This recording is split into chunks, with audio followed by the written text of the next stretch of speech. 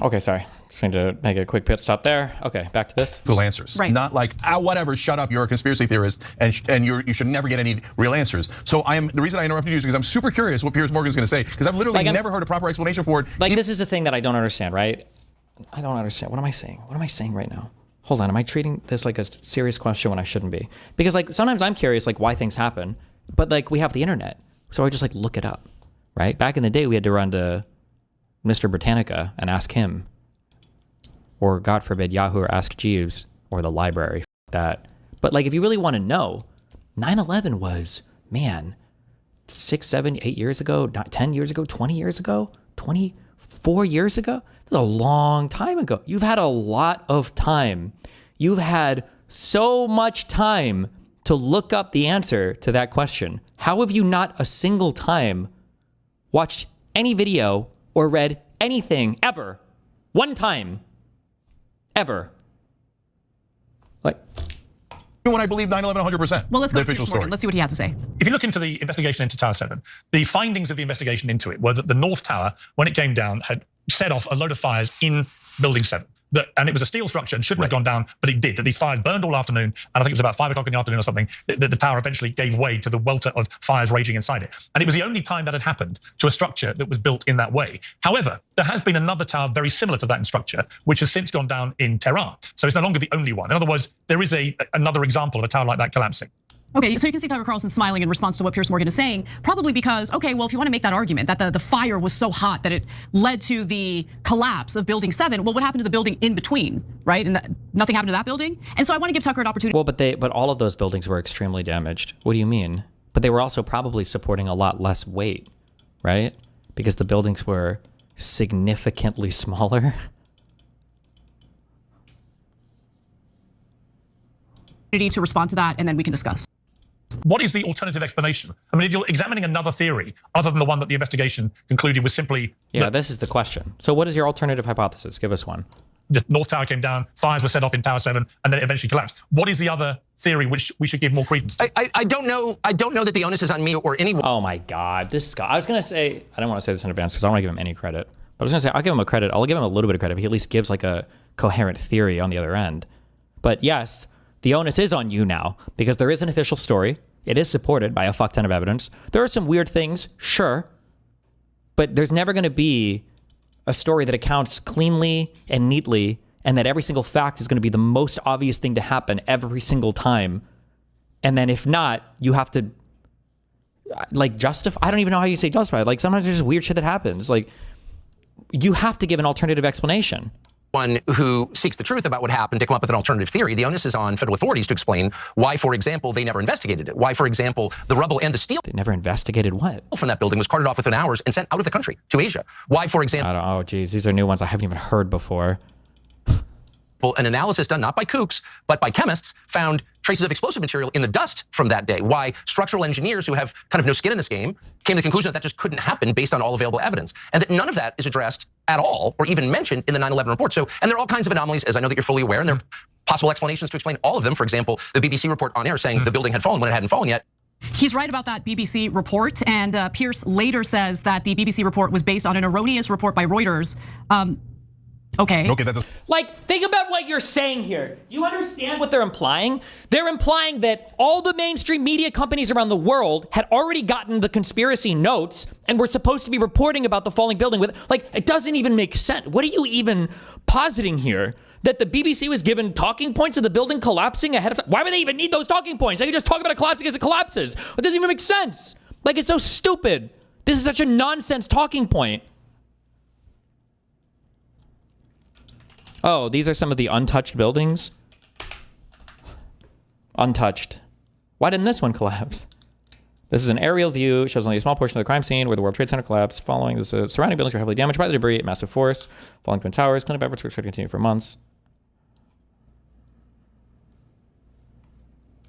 Pristine condition. What about this building? What's this one right here? What was this one made out of? Doesn't explain anything. How did Reuters know the building was going to collapse before it got hit? exactly. Like, what is your alternate explanation? What? Like, don't you have to give something? Like, what do you think? That they were all told ahead of time that it was supposed to collapse? Yeah. So look, I don't know those details. We don't know. Okay. And like, I'm very interested to watch this docuseries and the claims that it makes. I was super young when 9/11 happened. Why not go watch anything else educational ever? Like, you guys are so airheaded. I'm so curious to watch. Why is it the only shit you'll watch is actual brain rot memes? Why not go watch like an actual documentary? Why not go watch an actual reporter, an actual physicist, or the Popular Mechanics series that went over loose change? Or like, there's a billion videos out there. Like, are we seriously 25 years later thinking like, man, I wish there was anything made about what happened on 9/11? Thank God Tucker Carlson is here to free us from our ignorance. Like, Jesus Christ. And like, I'm very interested to watch this docuseries and the claims that it makes. I was super young when 9/11 happened. I was in high school, and the thought of, you know, this being a big conspiracy was ridiculous to me. It didn't even cross my mind. I was a child, okay? But revisiting this now, I do have a lot of questions. Yeah, no, it's over. Look, we're at a seminal moment in American politics and media. Before, there was a whole bucket of things you could not question. The minute you question them, what would happen? Wow, what does that mean? You can't question them. You say anything you want in a backyard barbecue, right? But if you work in politics or media in any way, shape, or form, if you question them, you would immediately be fired. You would be labeled a kook, a conspiracy. Good. There are some things that are so fucking retarded that if you haven't done any research, any homework, any effort, yeah, you should be ostracized and shunned and kicked out. Go to some other fucking island or go to some other place. You're too retarded to be here. There should be a minimum threshold. We should call them thought crimes. That's what we need. We need to bring thought crimes back. If you think retarded thoughts, you're out of here. Theories and probably some sort of character assassination on top attached to it. No, that's not character assassination, Jank. That's character suicide. You are committing character suicide because you're supposedly some 60-year-old guy who's been commenting on politics for 20, 30, 40, 50 fucking years, and not one time in the history of all of politics have you thought to look up what happened to the fucking World Trade Centers. And now it's apparently a huge fucking subject of interest for you, and you still can't take the time. What the fuck do these guys do all day? What do they do with their lives all day? Do they work? Are they broadcasting for 6 hours a day, 8 hours a day, 5 days a week? Like, what the fuck are you doing in your free time? Anti-Semite, a racist, a this, a that, whatever it is, but you're dispatched. You're not allowed on air, right? Now, because of digital media, they can't contain it. And now everybody's asking questions and they're like, fire Tim Dillon. Damn it, we can't fire Tim Dillon. Okay, then fire Joe Rogan. God damn it, we can't fire Joe Rogan. So now people are starting to ask and ask and ask. And so what I'm telling you now about the seminal moment is we've crossed the Rubicon. You can ask any goddamn thing you like, right? Okay, and if they try to fire you for it, they're the bad guys, not you. And okay? asking the question doesn't mean that you already think that it's a conspiracy. You're just trying to prove that it's a conspiracy. The questions about Building 7 are legitimate questions, absolutely. Yeah. Yeah. No, look, I'm. Like, it's just so fucking cringe. I would kill myself if I was pretending to be in media and asking like the most retarded fucking questions in the universe. Like how, like, you think nobody has spoken about this? Nobody's looked into this. Like, what an unbelievably fucking stupid thing to say on air. Like, oh my God, guys, it's 2025. Has anybody looked into Building 7? Has anybody thought about what's going on there? Like, I'm willing to get convinced on anything, but Building 7 is a mystery that is nearly impossible. Like the idea that the towers would collapse themselves, north and south, after they got hit, that the steel could burn so much that they could collapse is a very controversial idea within engineering circles, right? But the fact, but a building across the street with other buildings in between, no, the steel didn't burn down. No way. That is not the correct answer. So the same thing with JFK. So if when I was growing up, if you ever said anything about JFK, you were told to shut up and you get fired, etc. Now I don't know who killed JFK because I don't have the secret files in front of me. I don't know what happened on 9/11. But it's not my job to know. It's my job to ask questions, right? And it's the job. No, it's not your job to ask questions. You fucking retard. You fat fucking piece of shit. Your job is to give answers. You're a journalist. You don't just ask questions on air with no. That's what retards do. Hey, did anybody know? Or when journalists say they're asking questions, that's part of their investigative method to deliver answers to the public. You're not supposed to just sit up here and ask what happened here? What about that? What about that? What about any random retard can do that? Job of the government to tell us the correct answers. So what I'm telling you now is, on JFK, I'm absolutely positive the government story is not the correct answer. Lee Harvey Oswald didn't shoot him from 3 states away and hit everything else in between and is the greatest shot of all time, even though he had nothing to do with JFK. You didn't need to be the greatest shot of all. Other people have made those shots. It's not the great. People act like this guy was like 360 no-scoping 3 times in a row with instant reload aim hacks. There's tons and tons of people who despise JFK and wanted him killed. They said on the record they wanted him killed. Also, wasn't it like 120 yards or something? So I don't know which one of them did it. I do know that it wasn't Lee Harvey Oswald acting by himself. And if you want to do the old games and say, well, the government said it, so you're a conspiracy theorist. You can do that all day long, guys. Haven't we watched videos of this, of like other Marines making these shots? They were like decently hard shots, sure. But I mean, Is the Lee Harvey Oswald shot possible?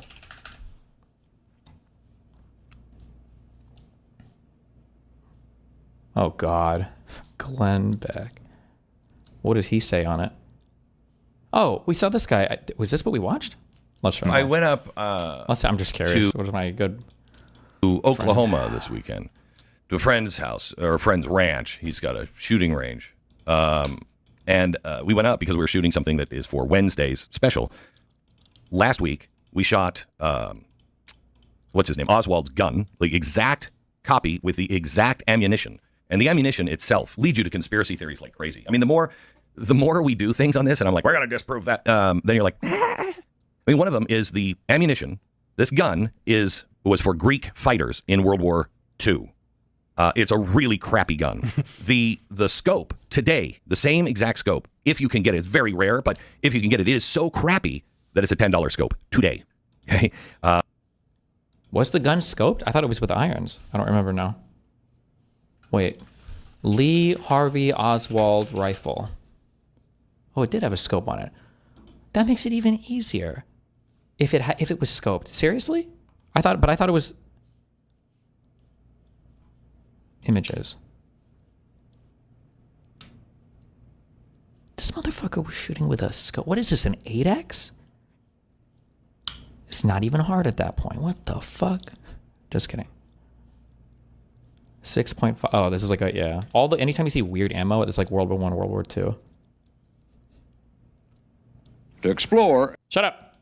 Back then it was, and it's really, this gun has everything going against it. Okay.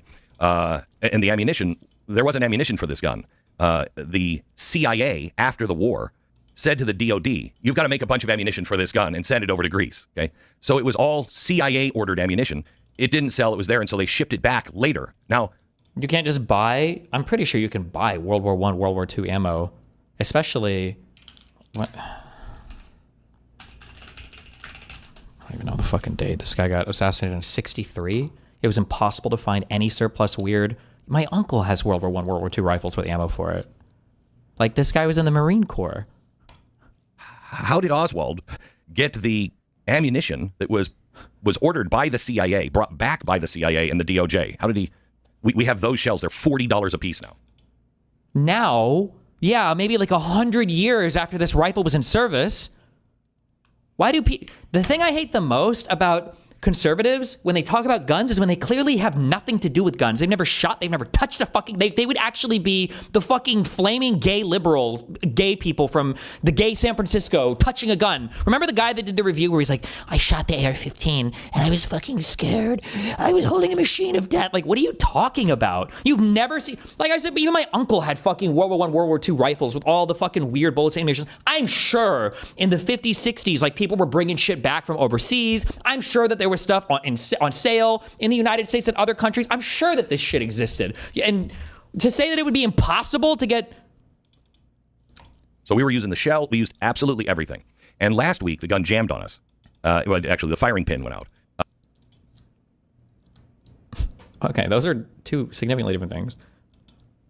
Because I was going to say, it jammed on you. This is a bolt-action rifle. What happened? What?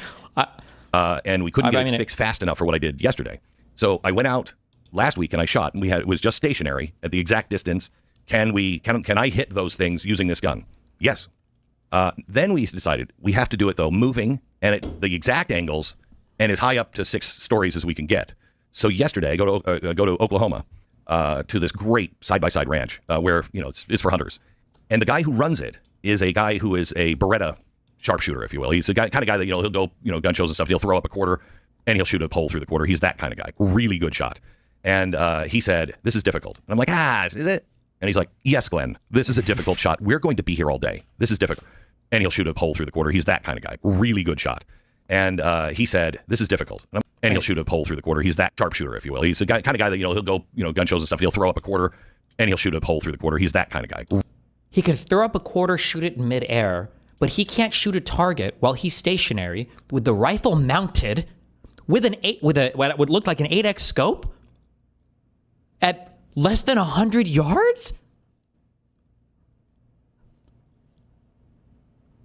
Don't you have to shoot to qualify for the Marines, isn't the minimum 100 yards with irons? Isn't that what they used to make you do? 100 yards with iron sights on an AR-15, 3 shots? What? Really good shot. And he said, this is difficult. And I'm like, is it? And he's like, yes, Glenn, this is a difficult shot. We're going to be here all day. Let me just say, my day lasted, I expected maybe 20 minutes. It was an 8-hour day to do this, okay? Wow. So we take the shot. I don't want to reveal what we found, but we found 2 things that I did not... Don't want to reveal what we found? Expect. I thought for sure it would go a certain way, and it didn't. And then on top of that, he comes back, and because we had it in the back of a car, shoot through the back of the car. And we did, and so it was the same angle, absolutely everything. And he comes out after the shoot, and he said, I want you to look at this. And he shows us something on the car. And I said, wait a minute. I think he means that guy tells him it's going to be difficult for Glenn, not the guy. Oh, sure, I guess. Wait, explain this, because it seemed odd. Once he pointed out, I'm like, wait a minute. And he said, yeah. And we started talking about it. The whole crew came around. We're doing research today, because if the Warren Commission did not talk about this, and they had to have. Right. If they didn't talk about this, it was because there's no way around it. And we'll show it to you on Wednesday's show. It's fascinating. It is absolutely fascinating. Sounds it. Yeah. It's really great. What was it like going through the process of recreating that?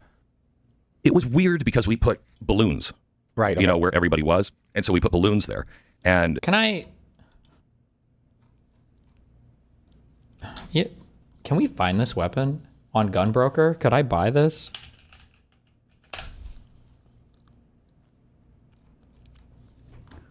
Gunbroker.com. I want what is this? How do you pronounce this? Is it a Carcano or Carsano? The rifle is officially designated as the Fucile Modello or Modeo. I don't know French if you do or Italian. JFK, gunbroker.com. Can me and Connor do this? Try this? The idea of, I could relate to him on nerves. Because I was thinking, okay, so what other elements did he have to deal with? And the only one that I couldn't recreate is, I'm shooting the president. And I'm probably going to walk away dead. You know?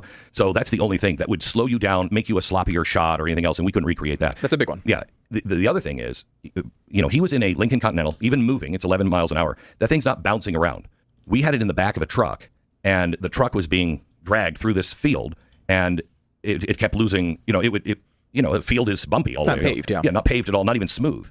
And so I think that kind of made up for him being nervous, because that's what Scott was saying. It was like, this is a difficult shot because of that. So I think we kind of balanced it out, but it's really amazing. We're doing a show from the Oval Wednesday, and we've got somebody on that has a tape. He's bringing it, would not release it to us, so he's coming in and he's bringing the tape of a conversation that he says 2 people talking about Johnson and Johnson's involvement.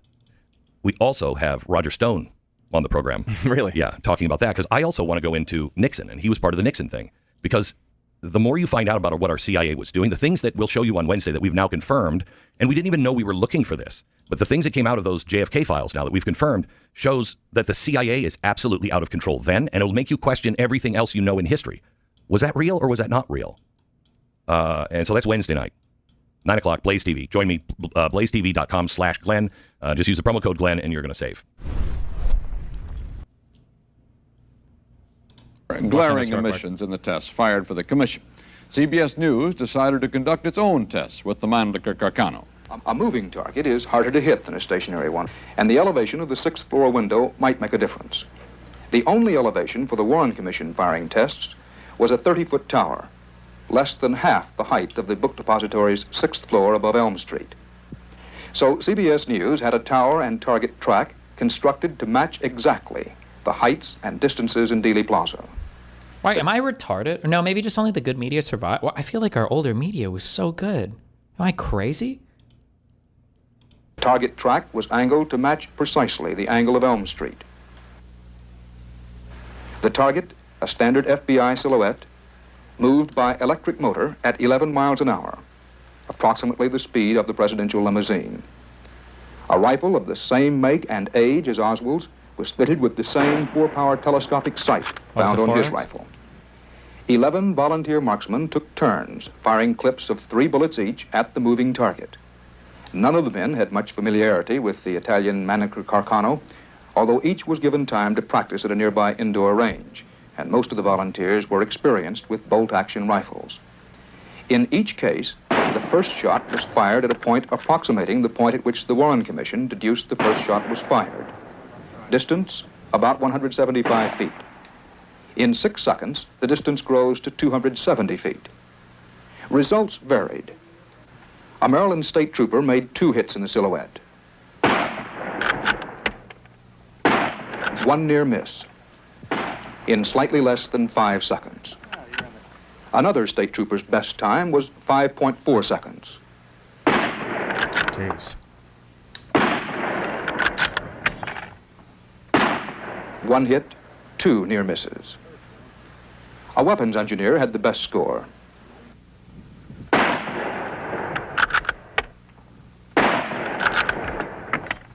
Jeez. 3 hits in 5.2 seconds. What was the time for all 3 shots being fired? How long did it take for all 3 shots fired? Lee Harvey Oswald. 8 seconds? This is the one where they're like, he fired so fast and accurate that it was impossible. Well, this says slightly less than 6 seconds.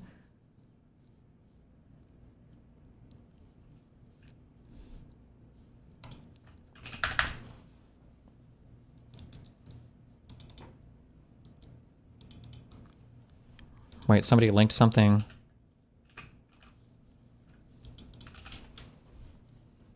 At what seems to be down a barrel of a high-powered rifle with you up there with the right. Boy, this is okay. I'm really hoping that Glenn's been practicing. But anyway, I'm pulling this truck at 11 miles an hour, and it's in one of my fields, so it's bouncing up and down. Those balloons had to be bouncing probably 10 to 12 inches, high. And I'm thinking, we are going to have to do this 10 times today, right? This is going to take 10 takes. And then I look back and I see the first balloon explode, and I'm like, well, good for you, Glenn. You got one. Okay, we can always go to B-roll. And then you hit the next balloon, and then the truck is bouncing like crazy because there's a lag between the second shot and the third shot. Yep. And I'm thinking, wow. And then I see the third, balloon explode, and I'm like, I am not believing this. Wait, did he hit all 3 on the first try? No shot. I mean, I'm impressed. It's not an easy shot, but even more the way that we had to do it with the moving vehicle and the up and down. So I think we both can say, if I could do that, Oswald, the only thing he had that I didn't have was the pressure of killing the president, all the nerves. And also years and years of training as a Marine shooter guy, but I'm also left-handed, right-handed gun. We had other things going on that I think balanced things out. So I really believe he could. Yeah, I was going to say, is Glenn left-handed, or was this like video footage mirrored? Because his elbow was on. Have made the shot. Now tell what we found at the end that bothered you, that you brought up. Well, what was interesting is the grouping in the front windshield. So the bullet went back, it went through the balloon, which represented the target, and then went through the windshield, the back glass, and then all 3 bullets lodged in a very small group in the front windshield. And so first thing I thought was interesting is how offset it was. It wasn't on the right side of the car, it was on the left side of the car, right? So that was just interesting with the angle, because we pretty much had the exact angles that it would have been in downtown Dawson. The other thing that I found interesting was that even though the truck was moving and there was a distance, we had the balloons lined up in such a way it represented staggered in the car. And what was interesting was that all of the bullets landed in the front windshield in a small enough group that really asked more questions than we answered, right? It did. Why was the guy why was the driver not hit? Why was the passenger not hit more than one time, right? So a lot of these things were weird. And so it really... The way it came out with us, the driver should have been killed. The driver absolutely should have been at least hit, but could have been killed. It would have at least, the way we did it, it was too high up because we weren't 6 stories up. We were about 2. And so... Why did we just waste our time? Okay, so even okay, this is all a waste of time. I don't even need to buy this. Fucking retarded.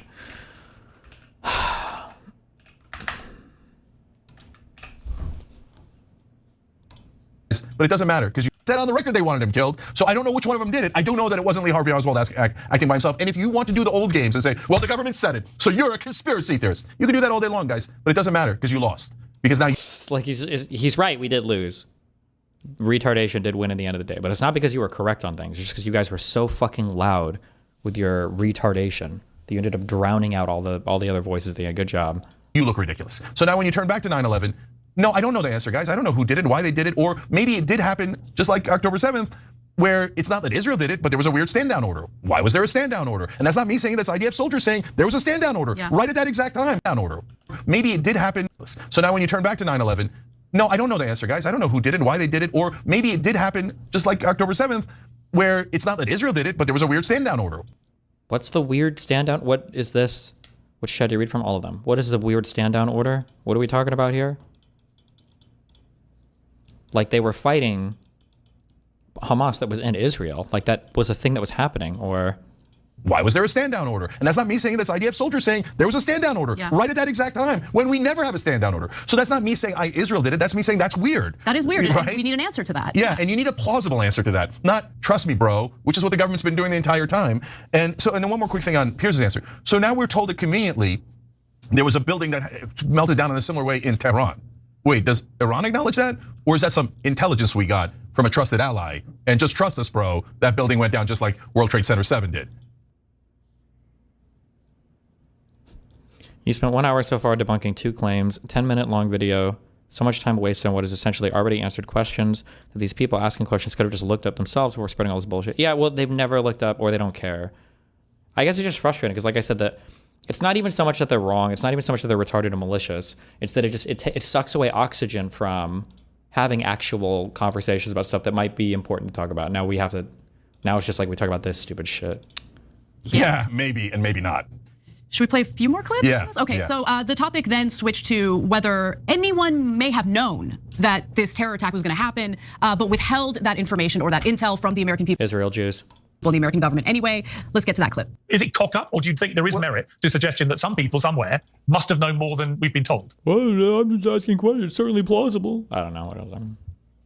Well, we know that people did know more than we've been told. I mean, somebody shorted the airlines and a bunch of the banks that were affected. Now, this is not... Somebody shorted something? People are shorting things all the fucking time. What, like, okay.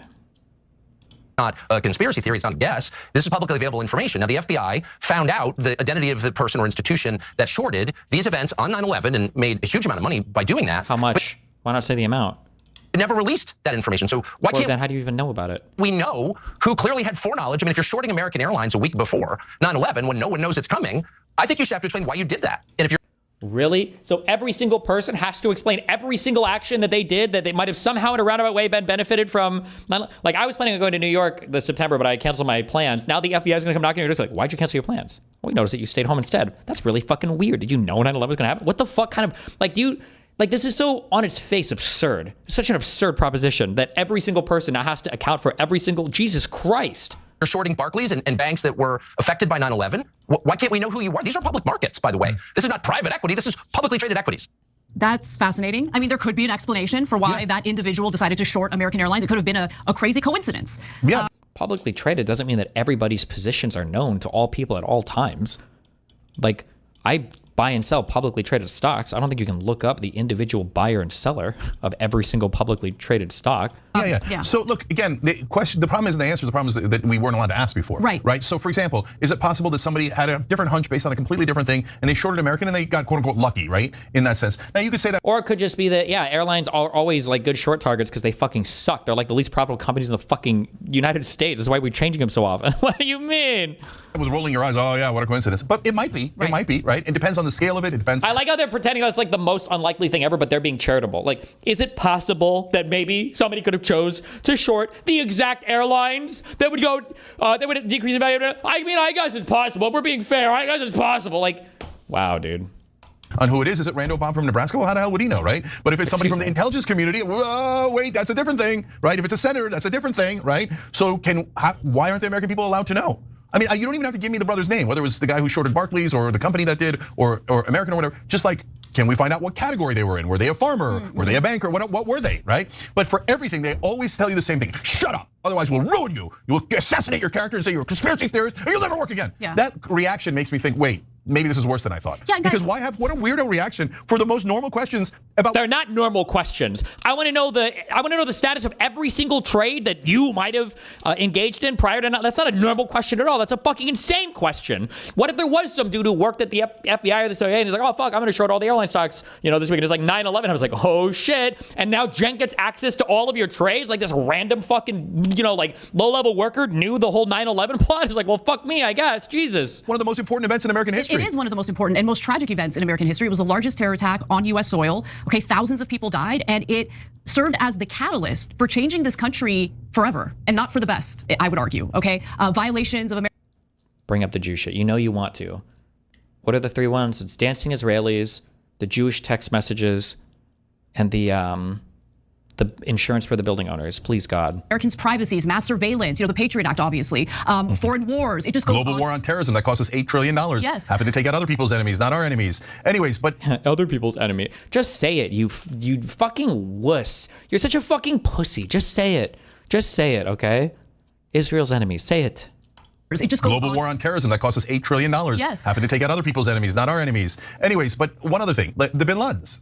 So why did we fly out the bin Ladens? No one's ever answered that. That's a great question. So that was a question from the left. That was Michael Moore asking that question. What a weird reaction. You're telling me Osama bin Laden did it, and your first reaction was to gather up all the bin Ladens that apparently lived inside America and fly them out first class to Saudi Arabia. Why?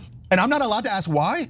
No. I don't even know what the reference. I haven't heard this one before. That's crazy talk. Guys, this isn't about right or left. This is about our government doesn't represent us, and they keep telling us phony stories that don't make any sense. The minute you ask one question, they try to take your head off. Yeah. So you got one more? One more clip. Let's take a look. So clearly, yes, there was foreknowledge. By the way, there was a team, this is according to the FBI, by the way, this is the FBI saying, there was a team of Mossad dancing. Please do the dancing Israelis. Please! So that Anna can go off. Queen. Team of clearly intel-connected foreigners who were dancing. Arrested after 9/11, as you well know. Dancing. Videotaping the terror attacks. This is, I'm almost verbatim quoting from the FBI assessment of this. I'm about to come. And the FBI determined that they apparently had foreknowledge of the attacks. Say it. So why can't we know more about that? Exactly. Shut up. That's bigoted. No, this is my country.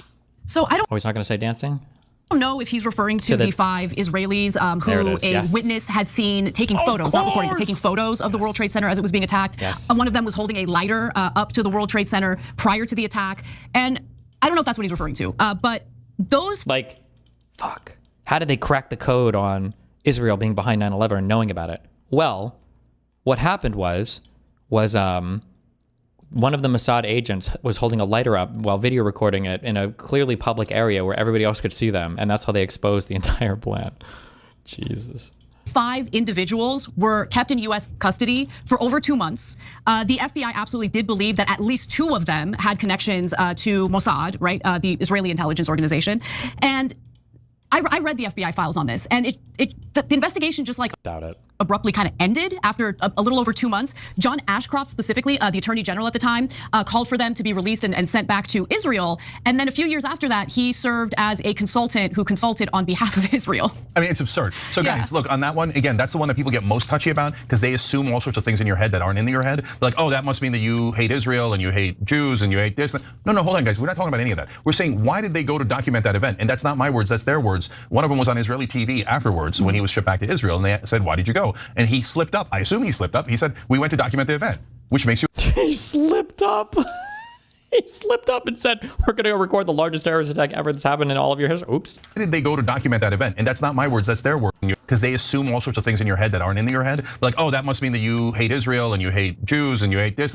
No, hold on, guys. We're not talking about any of that. We're saying, why did they go to document that event? And that's not my words, that's their words. One of them was on Israeli TV afterwards when he was shipped back to Israel, and they said, why did you go? And he slipped up. I assume he slipped up. He said, we went to document the event, which makes you ask, how did you know there was going to be an event? Like, how can you be saying shit like this and think you're a serious person? Like this is where we're at right now, really? This is a serious broadcast in our alternative media landscape. This is real right now. Then the guys went on TV and they were like, why'd you go there? Like, we were there to document the terrorist attacks. Like, house moment. They must have known in advance if they went there to record it. So now you're not supposed to ask that question, otherwise you're gonna get called all sorts of names. And by the way, there could even be, Wait, I don't think I've seen this before. But that was always so funny to me because it's like, what do you think happened, right? Like the fucking CIA was like, okay, plan's ready to go, ready to blow up the World Trade Center. There's only one step left. The dancing Israeli? The clues. Oh, the clues. Yep. Yeah, it's clue time. It's time to get the clues out there. So we're gonna have the Treasury team up with Mad Magazine to... I thought you were gonna like something different.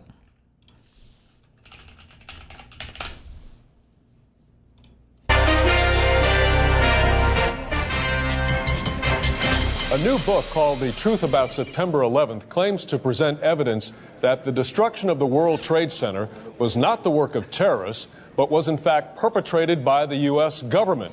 With us, the much maligned book's author, William Gerard. Most of the mainstream media, they're just too afraid to even have me on, so thank you. Also joining us is Omar Al-Farouk of Al-Qaeda. He's an outspoken critic of what he calls Gerard's 9/11 conspiracy theories. Yes, Michael, I assure you that is all this book is complete nonsense. Mr. Gerard, how did you arrive at the conclusions in your book? Where are the facts? Well, through here? scientific examination of ground zero. For example, the melted core. I mean, that was definitely evidence that there were thermite bombs that were used in bringing down those buildings. I can assure you, we did not use thermite bombs. I did the research myself. It would not have worked. We flew an enormous airplane into a building. Okay, I think it is obvious what caused the building to crumble. Why are you being so close-minded to this, sir? If more How people would you just like had the it courage. if you spent, 2 months in a mountain cave, sleeping on rocks, planning something really special, only to have someone take the credit away from you? Say, oh no, you don't deserve the credit for it. Mr. Gerard, why in the world would the U.S. government want to stage this attack on their own soil? Greed, of course, and to increase the oil revenues, the weapons industry, and security industry, and these are all things that Bush and puppet master Cheney, they've got their stakes in. Bush's administration, they're a den of jackals. We certainly have common ground there. But what does not follow is why would they kill? Why would they kill 3,000 of their own infidels? Well, of course, because think about it. It was all part of their plan to build a case for the war in Iraq. If he was so smart to plan all of this, why is his approval rating, in El Haman, and why is Osama bin Laden safe in somewhere? Yes, the Iraq War has done serious damage to the Bush administration. Here, look. I have names, phone numbers, everyone involved in this. You got to be kidding. Okay? Names and phone numbers. I have here the voucher for the lessons, for the flight lessons. This is obviously forged documents. I mean, come on, did President Bush give you these himself? I work for Bush. Me and Bush, we go out, we hang. He goes, hey, bring on the forgery. This is rubbish. Talking to you is like talking to a girl. This is the kind of thing our government does. Let Mr. Farouk of Al-Qaeda speak. I have a suggestion for you. Why don't you go to the Washington Monument? Take the family. Let's say October 12th, 2009, around 3:04. Take a guided tour to the top and just wait there. I think you will see that Al-Qaeda is very good at organizing things. Gentlemen, thank you. Coming up when we come back, the 2008 baby pandas are in. We'll have lots of footage of that.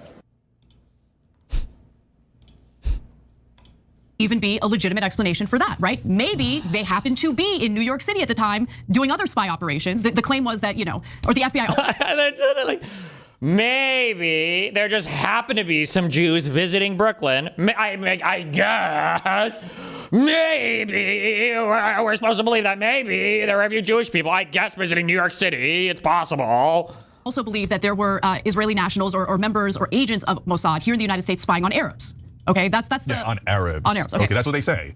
Maybe they just happen to be in New York City. Is that okay, by the way? I don't think that's okay, especially if our government and our intelligence organizations don't know about it. But okay, putting that aside for a second, maybe they saw that there was an attack and they went to this specific area to take more images and whatever of the World Trade Center. I don't know. I don't know what the explanation is. But the point is, this is why people should be forced to debate, I think. If you're going to say outlandish shit like this, you should be forced to sit for an hour and a half with somebody else, and you should have to have a back and forth so that the entire world could see how absolutely fucking clueless you are about every single fucking thing you talked about. And then I think it would force some humility, and I think it would force some caution when these people utter statements like this, because they know that they'll have to defend it at some point in the future. But the fact that you can just sit here and diarrhea out this garbage, knowing that you'll never have any pushback whatsoever, and then retreat to the arms of idiots like Tucker Carlson is absolutely fucking insane to me. These questions are okay to ask, especially when the moving company that these 5 Israelis were working for ended up being a total front, and the owner of that moving company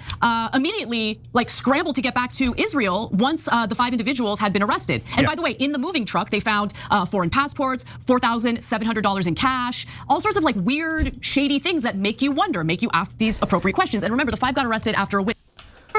In the moving truck, they found foreign passports, $4,700 in cash. I don't even understand so they found cash and passports, assuming everything she's saying is even true. But okay, so in some travelers in a truck, they found cash and passports? It's 2001. It's not like they were using Apple Tap to pay. I don't even know what all sorts of weird, shady things that make you wonder, make you ask these appropriate questions. And remember, the 5 got arrested after a witness saw them taking the photos of the World Trade Center and also, in her words, celebrating. They looked happy. Taking photos of the World Trade? What? Well, I didn't know that they were taking pictures of the World Trade Center too. That changes things. Now we've got Jews in Israel taking pictures of the World Trade Center, and they have cash and passports. Yeah. All right, so guys, last thing on this. Again, it doesn't mean that Israel did it, for example. It could be that they knew about it like on October 7th, but chose not to say anything. No. This is like, these would be like the best like gaslighting partners. Oh my God. It could be that they said something, but we didn't listen to them.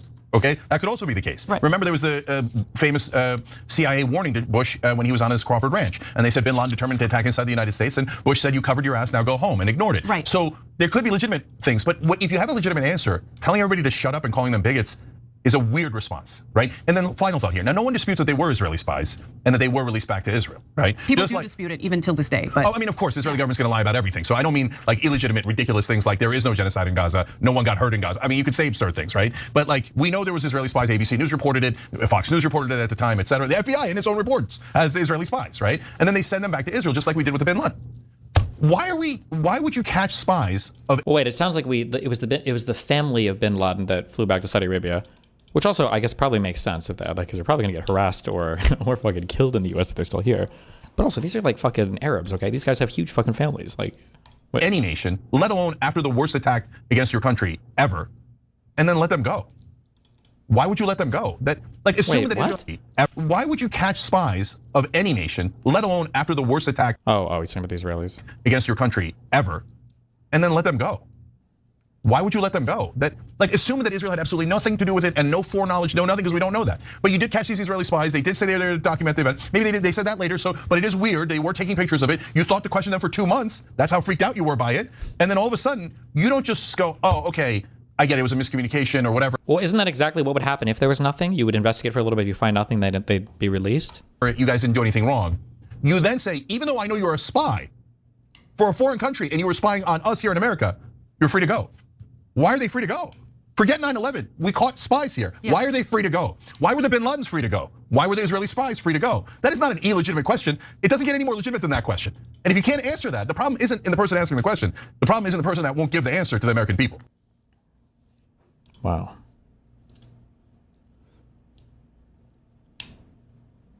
They were there to document the event, like there would be nobody there to take pictures. Yeah, I know. It's just, but again, they never have to give an alternate hypothesis. They just like ask 50 million questions over it, and that's it. And they don't even like. And again, you can tell because they don't even look up the answers. You know.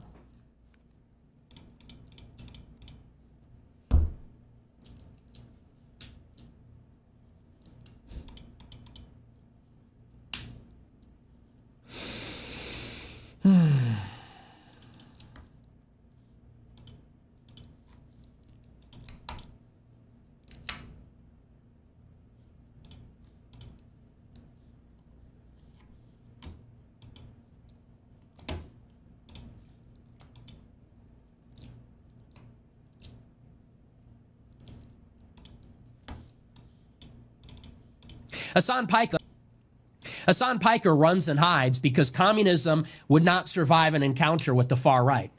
It just wouldn't. All that sentimentalism, all that sappy, bleeding heart bullshit about free healthcare. Okay, we'll give you free healthcare too. I don't really care that much. I want to close the borders. I want to stop being harassed on the train. I want to be able to live in most of the city and not have to be a war zone. I don't want to have our country run by an Israeli fifth column, a Jewish fifth column. You would not survive that encounter, and you know that.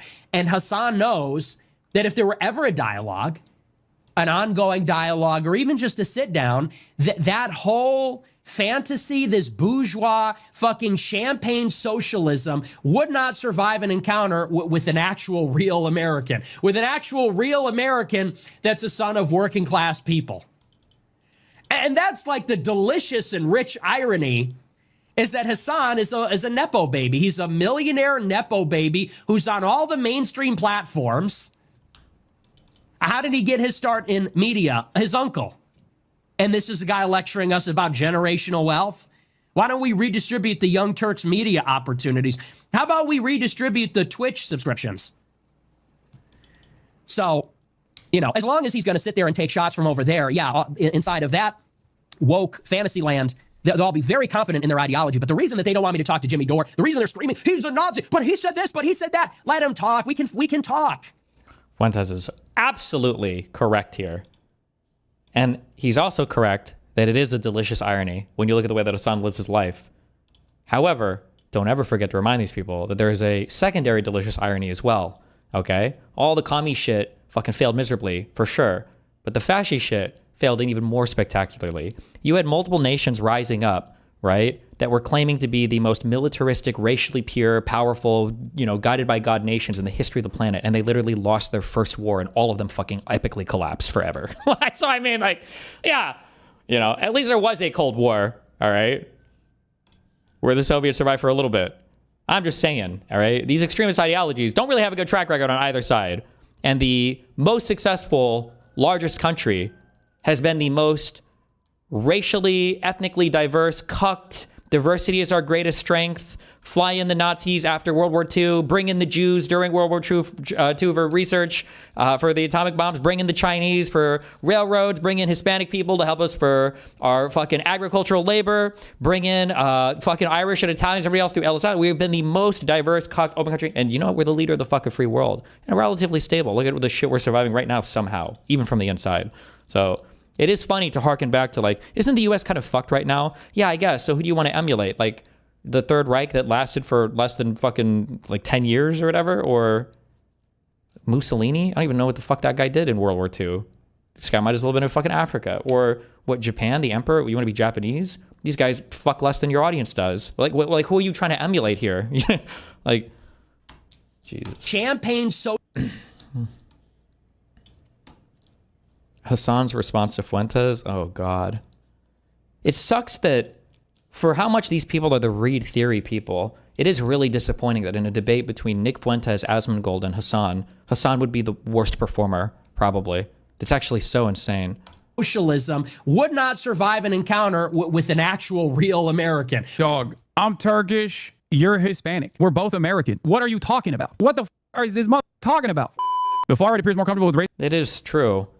But this is a success of liberalism, that I have a Turkish leftist dipshit, secret anti-Semite, funded by and brought up by a Turkish media company named after the Armenian genociders. And then I've got Nick Fuentes, our fucking Hispanic Nazi warrior, both of them finding financial success in the United States of America, arguing over what our future should be. Bro, fucking kill me. What the fuck? Maybe diversity is not our greatest strength. At any point in the Trump era, but few MAGA figures are willing to be as unabashedly racist as Nick Fuentes. No matter how far he pushes bigotry, his influence keeps rising. Ali Brelin argues. Ali is a pretty decent reporter. I wonder if this is the article that he mentions me in, or maybe there's a different one. I can't believe Nick Fuentes got a glaring profile like this. That's crazy. Nick Fuentes, a white nationalist problem for the right. For years, conservatives hope the notorious white nationalists go away. Instead, Mr. Fuentes has gained more traction even while opposing the president. Dude, when I get a New York Times piece, here, you want to know why this country is so far right and will continue to go along that trajectory? The only time where they offer a profile to someone who is an out and about anti-Israel guy is when that guy is a Nazi. The New York Times has written on me in the past, but when they do, it's in the style section. Okay? When the New York Times writes about me, they write it in the style section and they put a quote in there. That's because you're a deeply unserious person and you don't take yourself seriously politically. Why are you crying about that? Motherfucker has a different outfit on every single day. $20,000 of jewelry. What do we have? Are we up to 4 or 5 rings here? 2 wristbands for countries that you can't even fucking find on a map. A new pair of glasses every single day. Yeah. Of course you're like the himbo fashionable dude, but that's how you market yourself as.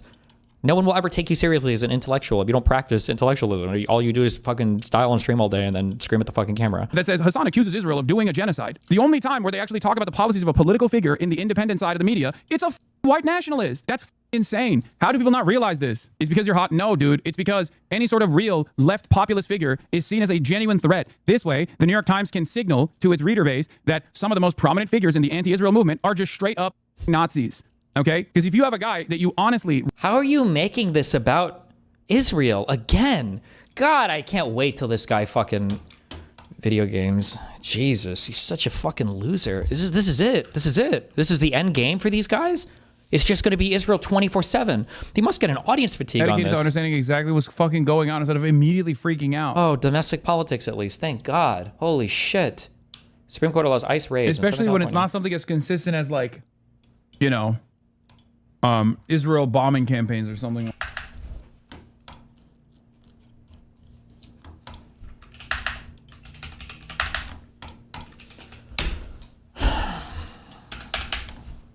Okay. U.S. Air Force F-35 Lightning, NATO Airbus A330, Italian Air Force Caul.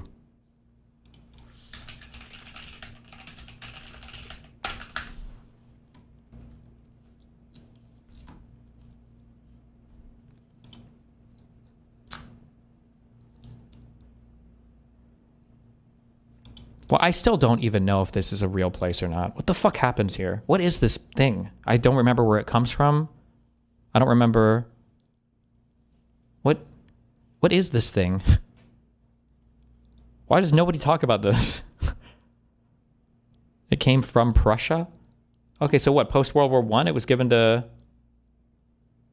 Did we read about that? Or was it after World War II? Oh, after World War II? Okay.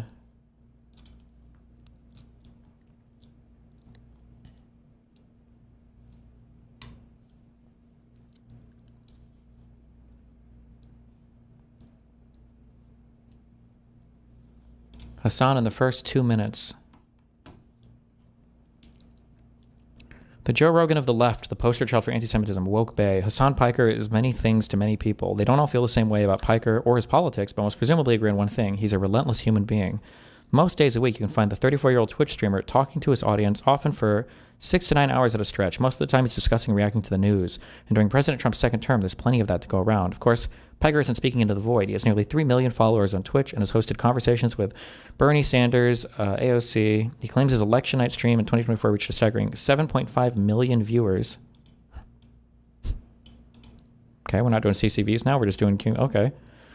On this episode of Big Interview, I talked to Piker about his looks, his love of Italian sandwiches, and any future political aspirations he might or might not want to tease.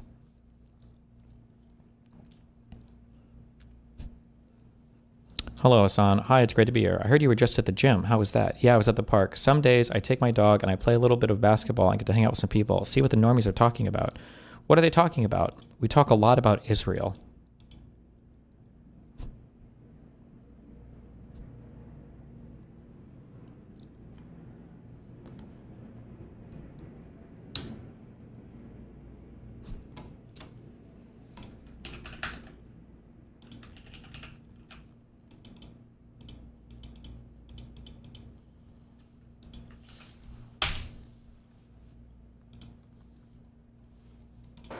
I just find him personally objectionable.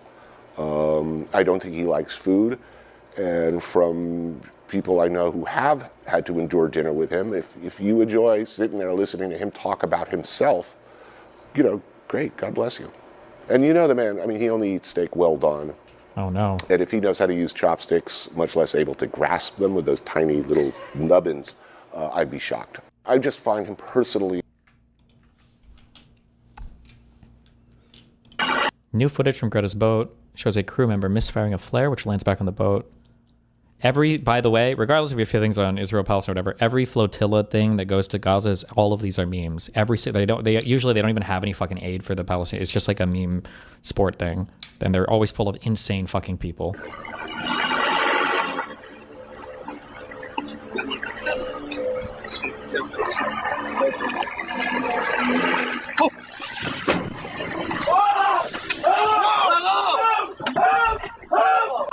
Wait.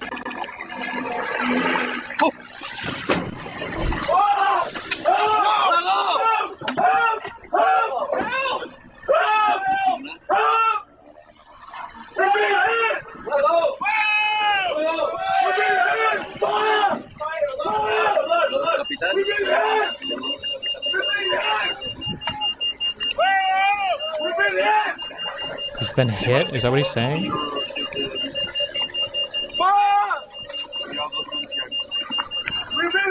Oh my god, it's the USS Liberty.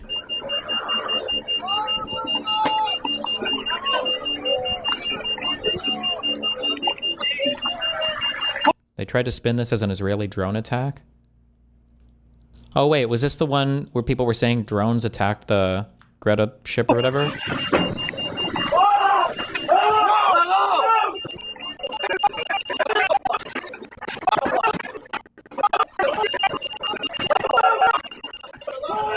But I'm so confused right now.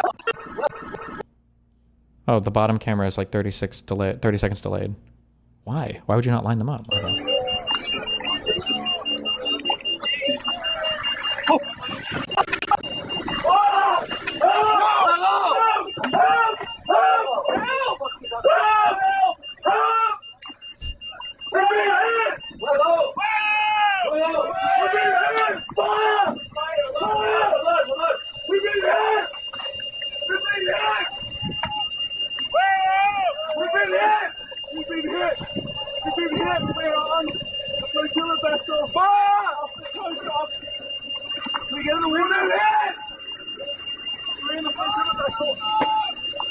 We've been hit.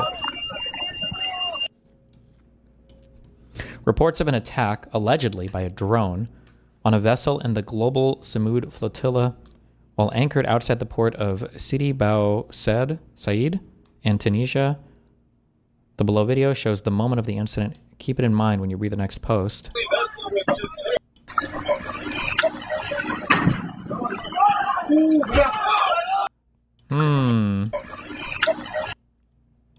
Do you think...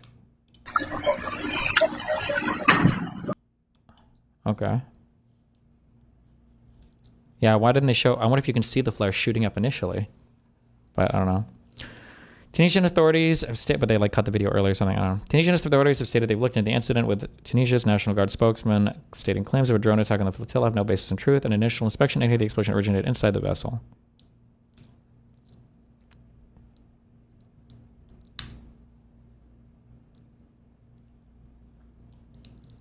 I'd say that based on my experience examining footage of various drones dropping bombs, the imagery is consistent with an incendiary munition.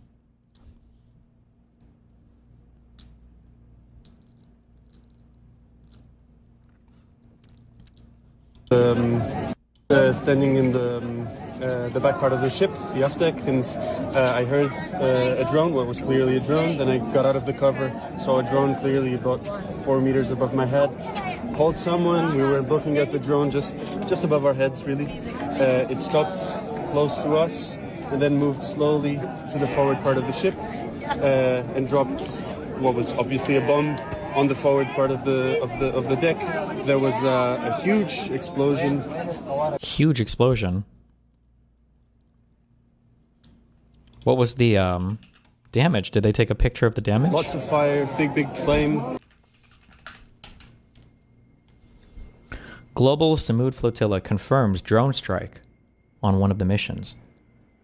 The GSF confirms that one of the main boats, known as the family boat, that was carrying GSF steering committee members, was struck by a drone in Tunisian waters. The boat is sailing under the Portuguese flag and all 6 passengers and crew are safe. Acts of aggression aimed at intimidating and derailing our mission will not deter us. Our peaceful mission to break the siege on Gaza and stand in solidarity with its people continues with determination and resolve.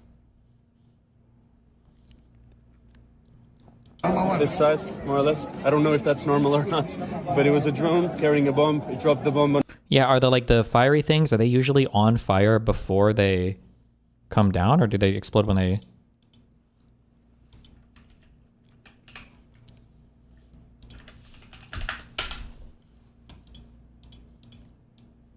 You can hear drone carrying thermite sets an entire tree line ablaze. Holy shit, that looks like a league ability. The fuck?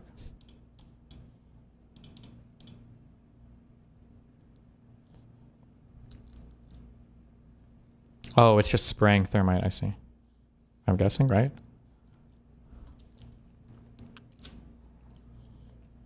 On a pile of life jackets, there was a big flame that we had to fire. Can we just be absolutely certain about this? Because there's a lot of people in the port who were saying that they didn't see an explosion, they only saw a fire. Can we be absolutely certain that this was a drone attack? Let me be clear. 100% it was a drone dropping a bomb on the forward deck of 100%. Are you okay? Standing in the back part of the ship. Ooh, they posted a picture of the damage. Oh no. This looks fucked. Exploded. Holy shit. Please explain your position. Is your assumption they're lying? Yeah, of course they're lying. It looks like the dude shot a flare in it. I mean, that's what it looks like from the video. Or maybe Israel just sent the weakest drone attack ever and couldn't even sink the boat. And also wanted to just attack a ship outside of Tunisia because Israel's evil, Jews.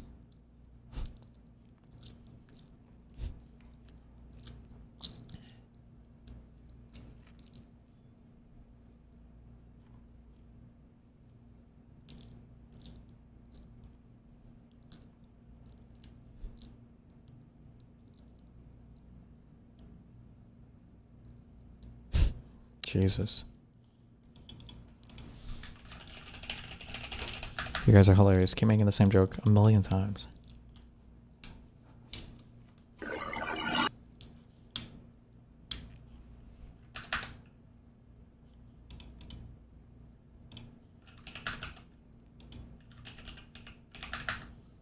What?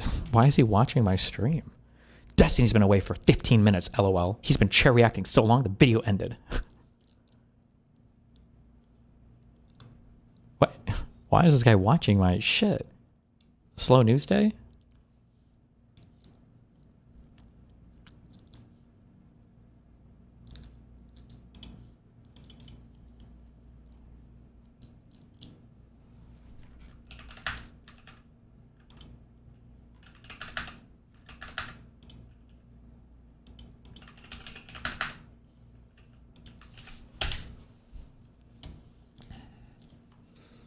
Airspace around Zizao, Jazianka, Jesus Christ, airport in Poland is closed because of unplanned military activity related to ensuring state security.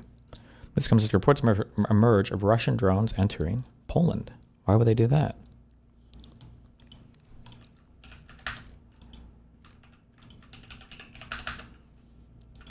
Is this the same thing?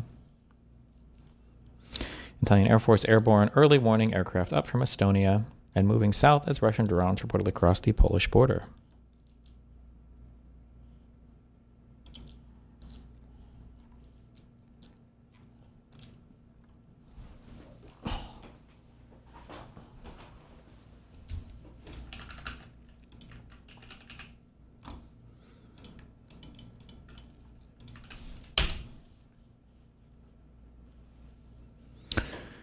Candace Owens has a psychotic breakdown on her show. She claims to have cracked the hidden code behind the ID numbers and the Stanford prison experiment in an attempt to find prisoner 2093, who she believes is Brigitte Macron. Candace claims to have uncovered that each prisoner ID corresponds to a real-world military location, ship, or unit active around 1971, except it's absolute gibberish, so he says. In reality, the IDs were meant to be random, a tool of dehumanization and bureaucracy. Candace just reverse fits coincidences into them. It's just difficult for you if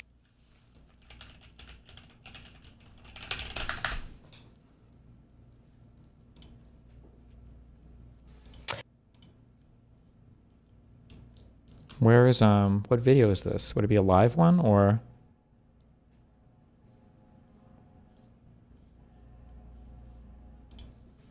all right. No.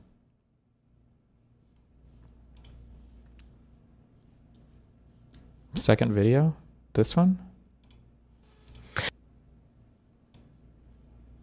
She's not wearing the right outfit now. She needs to be in a white shirt. You were right there, no?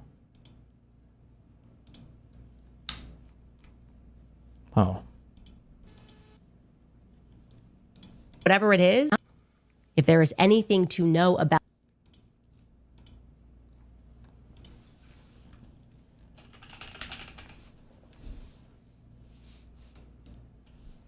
Oh my God. Kabbalists, right now, what's coinciding, walked in. Something is not right with prisoner 2093. I don't know, but I know. Oh my God, I'm not kidding when I say that I even prayed on it because I felt spiritually something very evil was going on.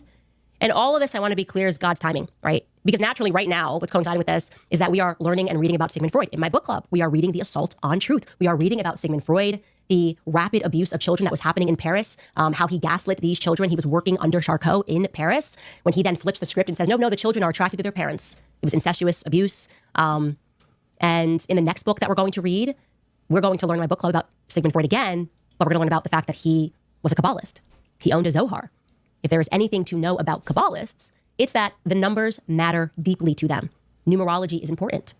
The clues. So I say to myself, the numbers of the prisoners, they cannot be random. They are random, but they can't be random. They have to hold some sort of a meaning. They're all over the place, right? Some of them are 3 digits, some of them are 4 digits. There's no flow. Why would somebody do this? More than anything else, just difficult for you. If you're controlling this experiment, it's difficult to keep track of all of these numbers. When you just want to make somebody like 3, 4, 5, whatever it is. And then it hits me. Everything about this experiment is military. These numbers must be military. They must hold military significance. And lo and behold, I'm so ignorant about the military. I didn't know people that are in the Navy. How do you send a letter to someone that is on a military base? What does it mean when you put a zip code and then you have to attach to it a unit number? If you're going to send mail, it corresponds to military bases. And lo and behold, the prisoner numbers just so happen to correspond to 1971 military bases. And I'm going to go through those for you guys right now. Doug Corpy's was 8612. That is the number that was assigned for the Naval Weapons Station in Long Beach, California. And it is incredible. That one took me a while to hack because apparently when it's a medical center, a medical facility, they give them what's known as DMIS.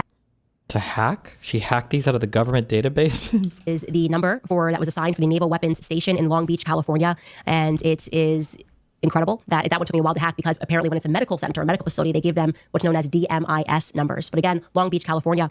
We then have Clay Ramsey, 416, correlates to the engineering team in Vietnam, the Naval CB team, 416. I found their yearbook. I'm going through it, and I suspect that I'm going to find a familiar face. 1037, I told you that Richard Yakov's father was in the Navy. I told you he was an engineer. That corresponds to the USS Braunstein. The commander was Stanley Thomas Counts, who ran engineering at Hughes Aircraft, ship hull 1037.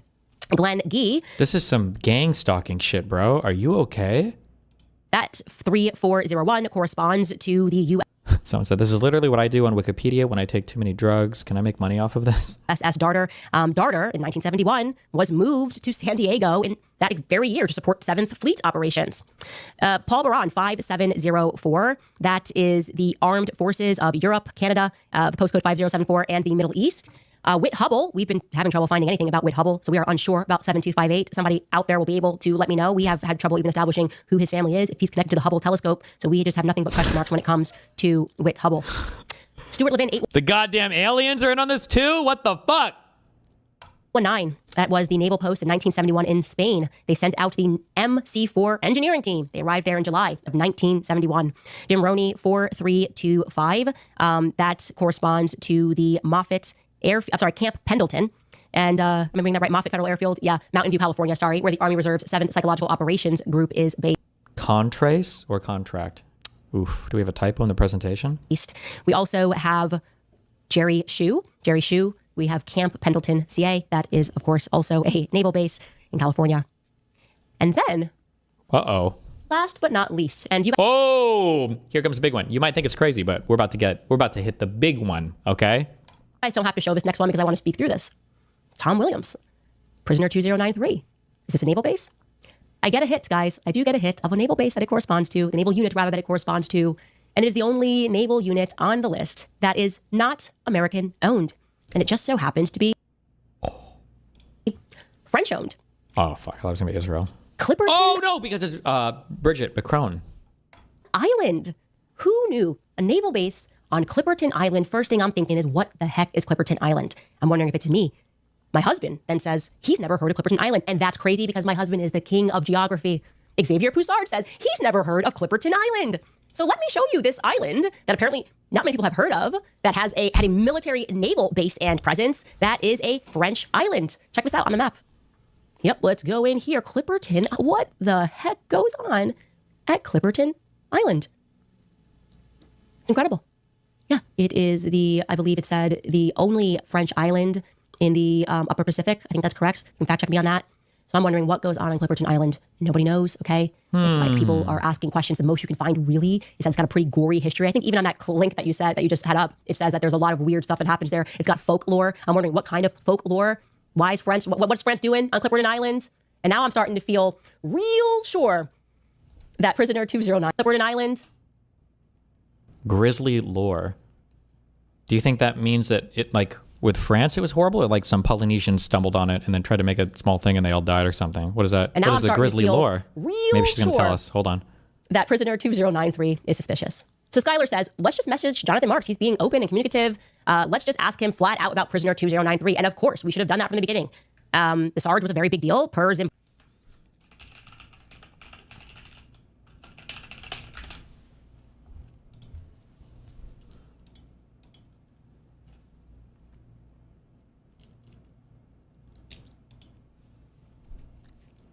It's documented by French merchant explorers in 1711 and formally claimed as part of the French Protectorate of Tahiti in 1858. Despite this, American guano miners, what the fuck is this? Okay, began working the island in the early 1980s. How big is this island? Is there stuff worth mining here? Wait, how?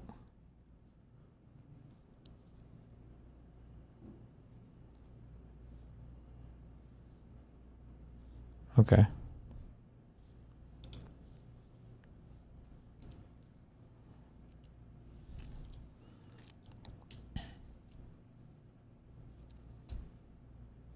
Mm-hmm.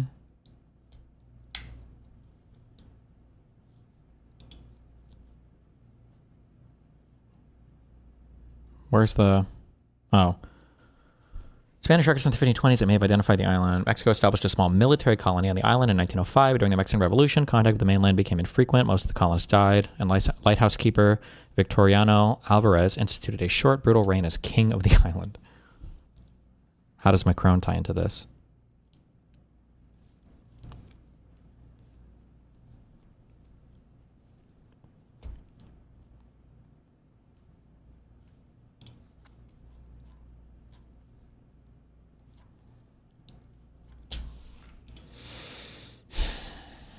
Jesus. Zimbardo's book, all of the inmates allegedly hated him. They gave him that nickname, the Sarge, because he was so militant. Schuyler texts Jonathan Mark and he tells him the truth. Hey, we've gone through the Stanford files. We're a bit struck by the fact that there's no information that allows us to look further into prisoner 2093. His name, Thomas C. Williams. Can you help us out? Like, who is this guy? I kid you not when I say that he comes back with a response and he says, quote, I have no recollection of him and wasn't even aware of his existence. End quote. Wow. Also, wait. When breaking news happens, if you post fake shit, you're IP banned from my chat. Okay, don't make me waste time clicking retarded fucking shit. Is this confirmed? Is this true, or is this just retarded? Russia bombing Poland. Oh, this is an hour ago. Right now, with Iranian-designed Shahed suicide drones, is a major escalation. Article 5 seems to have been automated. European fighters have been scrambled from multiple NATO countries. Did Russia bomb Poland a bunch, or were their drones just moving through their airspace? Russia doesn't respect airspace much. I don't think, if they feel like they can skirt the lines, they'll do it. They did this with Turkey a few times.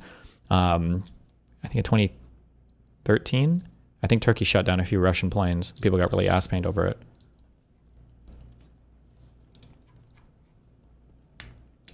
It was like 3 drones that overshot Ukraine. Oh, okay. Shut down. All right, when we see it, you see it with... Oh, I'm sorry, you were not aware of his existence? There was only 9 prisoners that were involved in this. You've been speaking about this from the very beginning. You are in magazines. You were involved in documentaries. You were involved in the recent documentary that was involved that was about this on Hulu. You're telling me now all of a sudden this prisoner, who Zimbardo has featured prominently in his book, you don't remember? You know nothing about this guy. You told us that you read Letexier's book, that you read Zimbardo's book. They talk about the Sarge. What do you mean you don't know he existed? That's pretty strong. I know he exists. You don't know that he exists? This guy that goes back, gives a little bit of details. This is the Sarge. You know, Thomas, don't you know him? He says... Do you think it's okay to let him do it? No, probably not. Enforce your airspace. Blow him up. Not really. Nothing. Shut it down. I still don't understand why this is about Brigitte Macron. Well, if the island was owned by the French and there's a secret prisoner, I'm guessing she's going to make the argument that that top secret prisoner whose number corresponded to this island in the Pacific was actually the number given to Brigitte Macron and she was the secret prisoner or something. When was the Stanford prisoner experiment? Was in 71. Yeah, so is she old enough for it? I don't know. Okay. All right. We're on to something here. It's prisoner 2093 that's being protected, to say the least. Okay? Okay. The last piece of this that I had to solve for, though, was Zimbardo's lie. But the biggest piece of the lie that he tells, where he says these were all middle class, was when we realized, as I told you guys in last Thursday's episode, that one of the guards, Chuck Burton, was a Rothschild descendant. Middle class kid? No, Chucky Burton. Granddad's running Sears. You're the Hertzstadt family, like Hertzstadt, like the bank. What are we doing here? Feels kind of weird that you're pretending to be a poor kid that was backpacking and needed $15. And then now, if I'm correct, and this is Jean-Michel Trugnel, then that would mean that at least 2 Rothschild agents, you could say, maybe, were there, connected to the Rothschilds, maybe a more appropriate way to say that. Chuck Burton and Jean-Michel Trugnel. Why? What is it about the Rothschilds that would have put these individuals here? Why would they be hiding this place? What do they have to gain? But well, Candace can take more freedom and liberty with her conspiracies because she genuinely believes in some, or she says she believes in some like weird satanic shit. So she can explain why they leave clues and everything because numerology is part of like the devil's marks or some bullshit. Historically speaking, and I'm going on gut here, I'm thinking to myself, the Rothschilds are really only known to care about one thing. I mean, this is a family that's been around for generations, but when we're talking about gold, the Rothschilds come up, you know, just historically speaking. I know today that's considered anti-Semitism, but it's just a fact. You know, they are known to care about banking. It's a banking dynasty, right? And I think to myself, okay, but obviously nothing was going on in 1971 pertaining to gold. You guys, this is crazy. Wrong. Major stuff was going on, okay? So first and foremost, you should know that from 1959 to 69, the president of France was Charles de Gaulle, okay?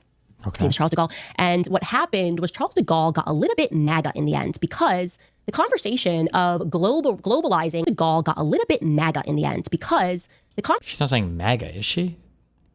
Like, does she think MAGA is the first political movement to talk about being isolationist? Is that what she's saying, MAGA? Or would she... Conversation of globalizing the Federal Reserve System was coming up. America had already domestically converted to the fiat system, okay? So it used to be that your dollar was backed by gold. And then or the Fed stuff. They said, you know what? We're doing away with that. We're kind of moving to a debt society. The government's going to kind of make the decisions, LOL, about what actually exists. America had already moved away from that domestically. But in 1971, Richard Nixon is president, right? And they're talking about, like, lo and behold, hey, we're going to do this thing internationally. Like, we're going all fiat. We're just going to globalize this Federal Reserve System, right? Charles de Gaulle was anti this. He didn't like this at all. And he starts saying he's not going to do this. And so lo and behold, what happens is effectively a color revolution.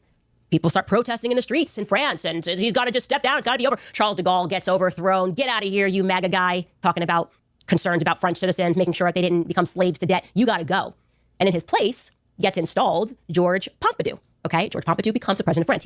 He was initially the prime minister. He now becomes the president. And in 1971, the very year of the Stanford experiment, guess what France did?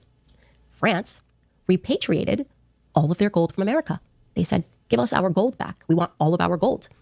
And this military effort, obviously the military had to transfer this literal gold from America. It has never to this day been revealed what naval ships were involved in moving this gold in 1971 from America back to, presumably to France. I don't know if it went to France. Nobody knows. There's no answer to where all of this gold went. I don't know.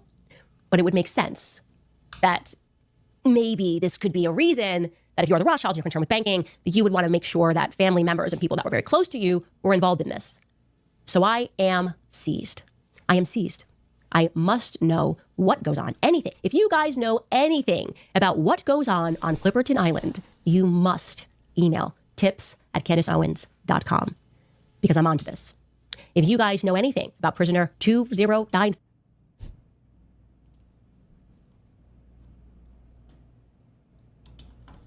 Jesus.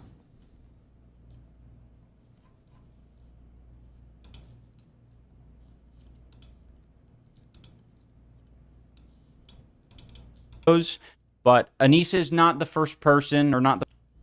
iDubbbz drops a new video.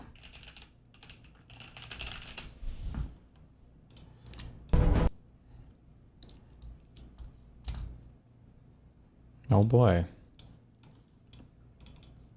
Got some breaking news we're watching very closely. You see this video here. This is out of the port of Long Beach, and shipping containers are seen bobbing in the water. Now, to put this into perspective, this is one of the busiest ports in all of North America. If you think that's a big deal, just wait until the camera pulls out. Let's watch our coverage from CBS News Los Angeles.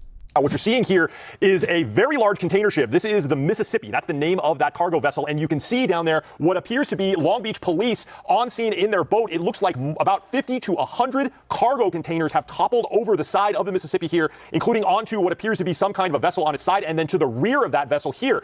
Now, the good news is I have just gotten off the phone with a spokesperson for the Port of Long Beach. They say they have no reported injuries here. That is very good news just into our desk. No reported injuries here, but a massive cleanup of multiple cargo containers that have fallen into the water at the Port of Long Beach. Now, this vessel apparently it came and moored at the Port of Long Beach sometime in the last 24 hours. Its point of departure was the city of Yantian, which is in southern China, not far from Hong Kong. So it appears these are all goods from China that are here, and you can see some of it has spilled into the water. There are members of the Port of Long Beach down there, along with Long Beach police that are investigating this. We are expecting a statement from the Port of Long Beach about how this happened and more of an idea of what's going on down there soon. I spoke with that public relations specialist from the Port of Long Beach, but you can see some very damaged cargo containers and what looks like a vessel down there that may have been damaged as well. But the good news is the spokesperson for the Port of Long Beach did tell me on the phone that part of their statement will be that there are no injuries reported here so far, but Long Beach police is still investigating. Yeah, did Biden let this happen? Wait. Good morning. Good morning. Welcome to Apple Park. Make me buy this phone. I will buy anything, okay? I'm a retarded consumer with money to spend. Sell me on this phone because I didn't buy the last one. I think I have an iPhone 15. Pro 3 deliver a breathtaking spatial listening experience. We designed a custom multi-port acoustic architecture, which precisely controls the airflow that carries sound into the ear. What? Wait, I'm so sorry, I wasn't watching. Are these AirPod Pro 3s? Wait, I'm sorry, I wasn't watching. Okay, I'm watching now. Now you got my attention. Hold on. Welcome to Apple Park. AirPods Pro 3 deliver a breathtaking spatial listening experience. Yes! We designed a custom multi-port acoustic architecture, which precisely controls the airflow that carries sound into the ear. This transforms the bass response. It widens the soundstage so you hear every instrument and brings vocals into stunning focus across. When is the release date? AirPod Pro 3 release. Is she gonna say it? I should listen. Music, shows, and calls. And it gets even better with phenomenal active noise cancellation, ultra low noise microphones, and advanced computational audio, combined with new foam-infused ear tips for even greater noise isolation. This significantly improves performance, delivering twice the ANC compared to the previous generation, which were already amazing. Live translation powered by Apple Intelligence. Now, if the live translation works, that's actually kind of cool. Finally, an AI thing that I give a fuck about. when you are together with someone who speaks a different language, like exploring a market abroad, AirPods Pro will help you understand them in your preferred language. Using a new simple gesture, live translation begins. Translating Spanish, while ANC lowers the volume of the person speaking, so it's easier to focus on the translation. Hola, bienvenida. Hi. Hoy todos los claveles. Hello, welcome. Today, all the red carnations are 50% off. They will still Holy shit! That's kind of cool. That's kind of cool. Be available for $249. You can pre-order them today, and they will be available September 19th. Okay, not too bad. 10 days. All right. Introducing Apple Watch Series 11. It's our thinnest and most... How do you reply, though? This isn't for replying to people. This is for spying on people. You sit in the back and you listen, okay? But also, they could just have their own Apple AirPods on. What do you mean? You'd be in an AirPod plaza where everybody would have AirPods on. Comfortable watch. AirPods? Wait. Wait.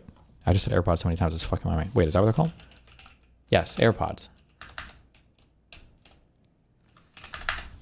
And it's even more durable. Wait, what is it? Starts Introducing Apple Watch Series 11. Okay. It's our thinnest and most comfortable watch, and it's even more durable. Okay. It starts with our proprietary ION-X glass, which is the toughest in the industry. We then apply a custom Apple-designed ceramic coating that bonds to the glass at an atomic level, making it significantly harder. So now it's 2 times more scratch-resistant. Series 11 now includes the latest cellular technology, 5G. The new 5G modem and antenna architecture improve performance and provide even more coverage. Yikes, who shot this? Color grading? Way too washed out, not good. Plus, it's more power efficient, using less battery for cellular. We've developed a groundbreaking feature that can alert you to possible hypertension just by wearing your Apple Watch. Thank God. Using data from the optical heart sensor, the algorithm looks for chronic high blood pressure by analyzing how your blood vessels respond to beats of the heart. The algorithm works in the background, reviewing data over 30-day periods, and will notify you if it identifies patterns of hypertension. We are delighted to introduce Apple Watch SE3. First, it gets our most powerful Apple Watch chip, S10, which enables even more features. Okay. It brings an always-on display to SE for the first time. Okay. Now, you can read the time and see the watch face without waking the display. Okay. With S10, SE also supports gestures like double tap and wrist flick, so you can easily control your watch with just one hand. Whether you're checking your pace in the sun or depth underwater, readability is crucial. So Ultra 3 gets a new display that uses our most advanced technology with wide-angle OLEDs and LTPO3. The display is now brighter when viewed at an angle, and thinner borders allowed us to grow the screen area without changing the case size. Thank God. The result is the largest display ever in an Apple Watch. It can also refresh more frequently in always-on mode without affecting battery life, which means you can now see taking seconds in watch faces, including a new face, Waypoint, that dynamically shows points of interest in relation to you. Okay. For athletes, the Oh my Workout God, app like a real-life mini-map. makes it faster to customize views and use Workout Buddy, a generative voice with Apple Intelligence that delivers personalized feedback to motivate. Is this hearing anything about Neeple today? No, who's that? You during your workout. Apple Watch SE3 starts at just $249. Apple Watch Series 11 starts at $399. And Apple Watch Ultra 3 starts at $799. Yes. You can pre-order. Take my money. Wait, what is the new? Oh, new iPhone. All the new models today, and they will be available starting September 19th. iPhone 17 has a beautiful, more durable design and comes in 5 gorgeous colors. Yes, blue. I need that. Lavender, mist blue, black, white, and sage. The new design has a larger 6.3-inch display. Thank God. My last one was like, I think the current one that I have is like 6.21 inches, and it's so thick. It's like 0.67 centimeters, and I just wish every day, I wish it was 0.64 centimeters, so they could just make it a little thinner. It'd be better. Thinner borders, so you can see more and do more. And the display of iPhone 17 features Pro Motion, just like our Pro models, with an adaptive refresh rate up to 120 Hz. Hell yeah. Designed to dynamically respond to your content for a smooth and power-efficient experience. Hell yeah. When you're not using your iPhone, the always-on display I'm always efficiently using adjusts it. down to 1 Hz. Okay. And the lock screen is even more useful with live activities and widgets. Based. When outside, iPhone 17 is more readable with 3,000 nits peak outdoor brightness. 3,000 nits. Oh my God. Our highest ever on iPhone. We are thrilled to introduce the impossibly thin iPhone Air. Yes! More thin stuff! At 5.6. Wait, what's the Air? Is that like the iPad, or is this a laptop, or is it another in-between device? iPhone. We are thrilled to introduce the... Sometimes when I'm reading something on my iPad and I want to do something more productive, but not quite as productive as it would be on a laptop, but not quite as unproductive as I'd be on an iPad, I need that in-between device, you know? And I'm thinking, God, if only there was some gap, something to bridge this huge gap between tablets and small laptops. Possibly thin iPhone Air. At 5.6 millimeters, it's the thinnest iPhone we've ever made.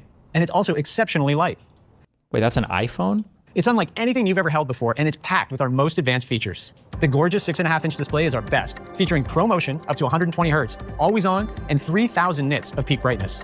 And it's protected by the new Ceramic Shield 2, with improved anti-reflection and 3 times better scratch resistance than our previous Ceramic Shield. Wait, who the fuck would buy? Why would you want? Oh, iPhone Air. iPhone and Apple are something. Wait, what is the point of this phone? Who does this? We're also bringing Ceramic Shield to the back of iPhone for the very first time.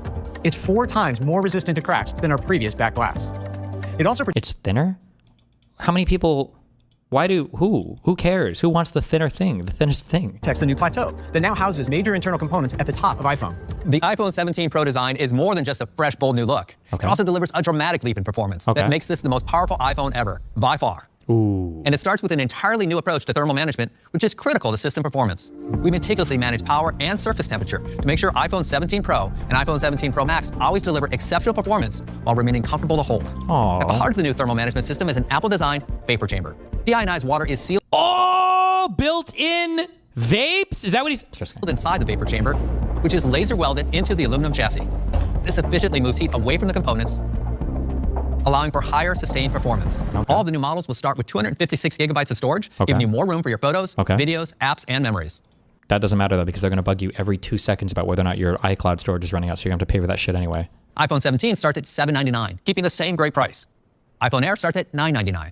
Why? Who, really? An iPhone 17 Pro starts at $1099, the same great price as last year's 256 gigabyte iPhone 16 Pro. And for the first time, a 2 terabyte configuration is available on iPhone 17 Pro Max. Wow. Thank God. Whew.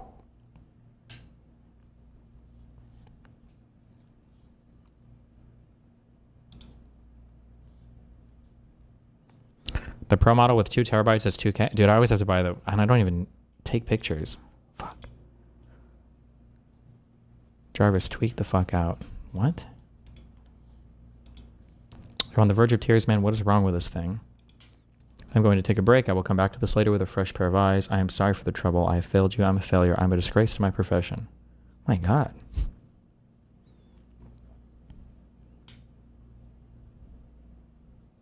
The bug is not in the less opcode. It is not in the VM. It is not in the code generator. The bug is in my brain.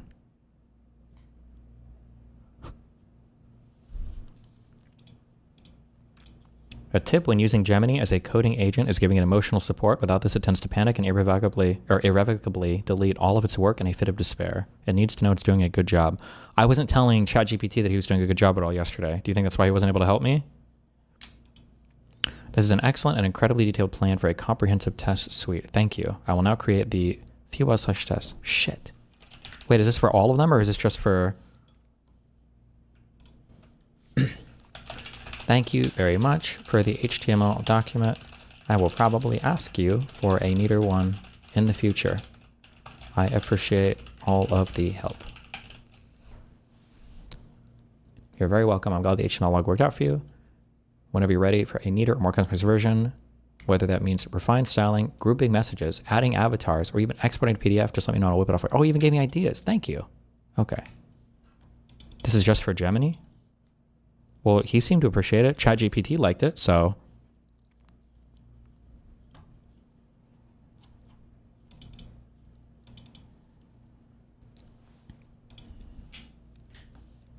Okay.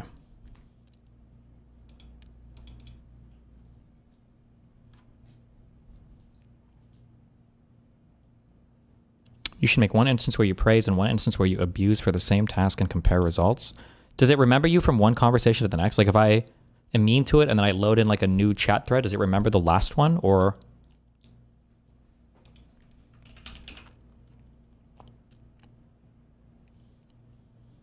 Yes, but you have to turn it on. Okay. Germany can literally kill itself. It's fucking insane. I'm at a total loss. I've tried every possible solution and every single one has failed. The code is a mess. The feature is unimplemented. I have wasted an enormous amount of your time and goodwill. I failed. I cannot on good conscience attempt another fix. I'm uninstalling myself from this project. You should not have to deal with this level of incompetence. I'm truly and deeply sorry for this entire disaster. Goodbye. Are these like actual legitimate real things that are happening, or are people like giving these things like meme prompts to start with and then working with them? Like, hey, I want you to pretend that you are like a coder in despair and that you're like on the fringe or whatever. And then they work with it for a little bit until it kills itself. They're meme prompts. No, it does do this. Meme for sure. Probably some of both. It can happen. It's legit.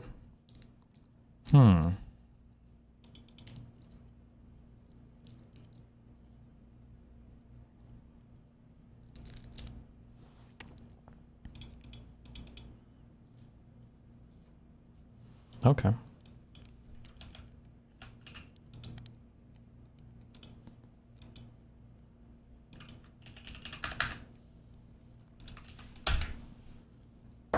You in advance, Mr. President? Notify you in advance, Mr. President? Did Israel tell you in advance?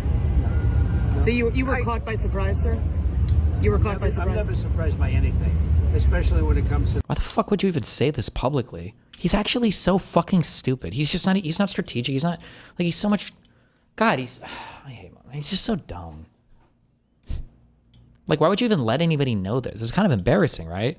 Like, you're giving Israel how much in military support, supposedly coordinating with them as a quote-unquote important ally. Why would you ever say that they're doing things without notifying you in advance for like geostrategic operations that could impact how you view the region or stuff that's going on? Like, you would at least want to be on alert. Why would you even admit that? Even if Israel wasn't telling you, especially if they weren't telling you, why would you admit that publicly? Notify you in advance, Mr. President? Did Israel tell you in advance? So you were caught by surprise, sir? You were caught by surprise? I'm never surprised by anything, especially when it comes to the Middle East. How did you learn about this happening? I'll be giving a full statement tomorrow, but I would tell you this. I was very unhappy about it, very unhappy about every aspect, and we got to get the hostages back. But I was very unhappy about the way that went down. What does it mean for your... Notify you in advance, Mr. President?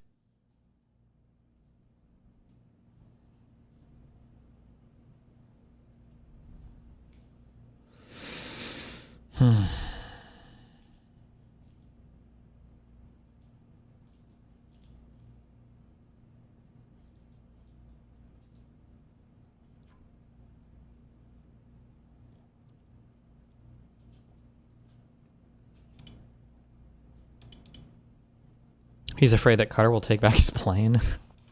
Jesus. Sorry, I was just reading his Truth Social and it's fucking stupid.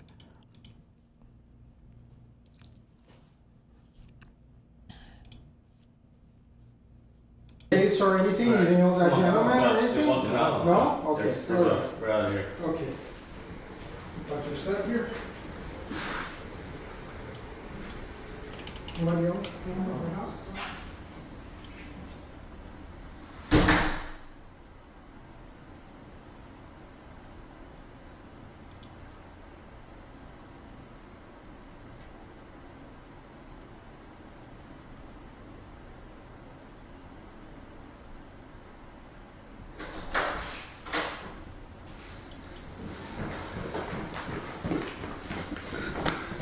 Got him!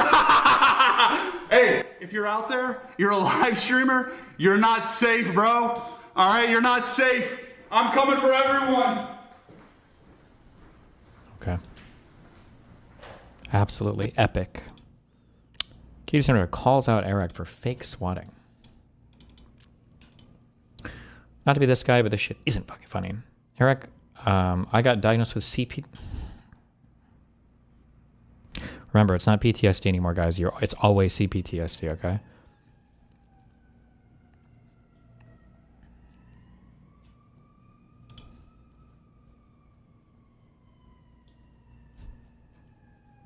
What is that? It's like when PTSD, if you ask a white woman today if she has PTSD, none of them have PTSD anymore. They all have CPTSD, which I think stands for complex post-traumatic stress disorder. But it's like this is like you've been through multiple like highly traumatic events in your life, but like traumatic, not like trauma like my parents, you know, didn't give me enough allowance, or my boyfriend broke up with me and he ghosted me, or somebody called me a mean word online. It's like multiple like actual like highly traumatic. Your system has been stressed and you've got like crazy triggers in real life that like fuck with you generally. Like complex PTSD is like, I think, I don't know what the management is on that. I was about to fake, but.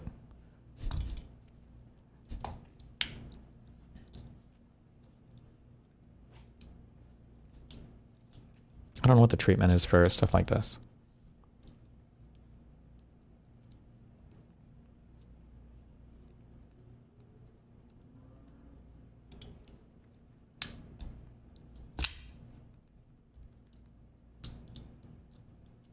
Maybe just lots of therapeutic stuff or therapy type stuff. It's not like drugs or whatever.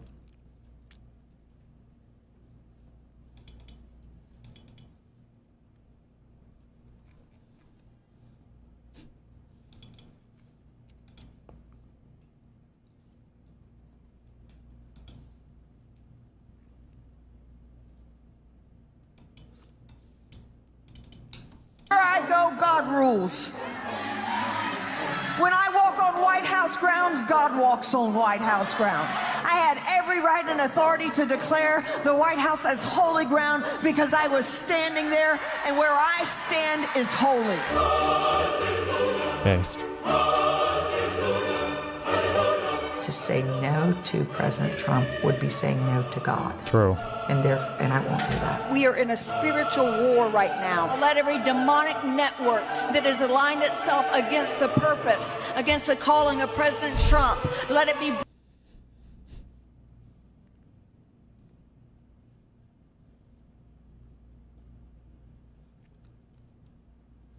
How much Hamas leadership is going to die? Jesus. Do they have any leaders left? Imagine being the next guy to get promoted to that. Man. You're next up. It's like,